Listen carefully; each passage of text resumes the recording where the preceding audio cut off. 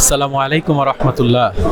90-এর দশক থেকে যার লেখনের, যার কবিতা গানে আমাদের মতো যারা গীতিকার সুরকার আছে, শিল্পী আছে, যারা সংস্কৃতি নিয়ে কাজ করি, তারা প্রেরণা পেত।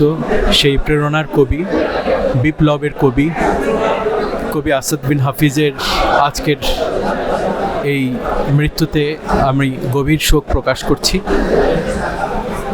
পাশাপাশি মহান রব্বুল আলামিনের কাছে এই কবির জন্য দোয়া করে মহান রব্বুল আলামিন যেন কবি আসাদ বিন হাফিজকে তার নিজের কবি হিসেবে গ্রহণ করে নেন এবং আমাদের জন্য তিনি যে সম্পদ রেখে গিয়েছেন, যে সংস্কৃতি রেখে গিয়েছেন, সেই সম্পদ, সেই সংস্কৃতি আগলে ধরে আমরাও যেন কবি আসাদ বিন হাফিজের মতো সাহস করে বিপ্লবের কথা বলতে পারি অনিবার্য বিপ্লবের ইশতেহারের কথা। তার অনেক গান, অনেক স্মৃতি আলহামদুলিল্লাহ। এবং সর্বশেষ আমার মনে হয় গত 5 দিন আগে তার একটি লেখা গান আমার কাছে পাঠিয়েছিল সুর করার জন্য, এবং কবির সাথে তখন কথা হয়নি, গানটি শুধু পাঠানো হয়েছিল। তারও কিছুদিন আগে কোরআন নিয়ে চমৎকার একটি গান তিনি লিখেছিলেন এবং সেটিও আমার কাছে পাঠিয়েছিলেন। আমি সুর করেছিলাম আলহামদুলিল্লাহ এবং তাকে শুনিয়েছিলাম। এই যে কবি এত ভালোবাসতেন আমাদেরকে, আমরাও কবিকে সেরকম শ্রদ্ধা করতাম, ভালোবাসতাম। ইসলামের জন্য এই ধরনের কবি আসলে আমাদের এই সমাজে, এই দেশে বর্তমানে অনেক কম।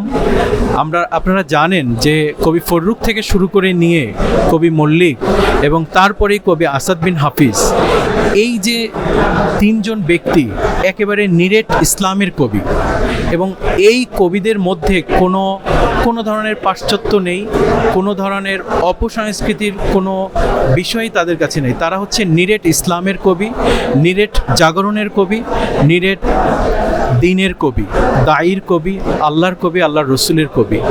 কবির আজকের এই মৃত্যুকে আল্লাহ রব্বুল আলামিন সর্বোচ্চ মর্যাদা দান করুক এবং জান্নাতের সর্বোচ্চ স্তরে কবিকে আল্লাহ রব্বুল আলামিন গ্রহণযোগ্য করুন। আমাদের সবাইকে মাফ করুন এবং কবি আসাদ বিন হাফিজের জন্য আমরা সবাই দোয়া করি। আমরাও আপনাদের সকলের কাছে দোয়া চাই যেন কবির দেখানো পথ ধরে আমরা যাতে চলতে পারি। আসসালামু আলাইকুম ওয়া রাহমাতুল্লাহ।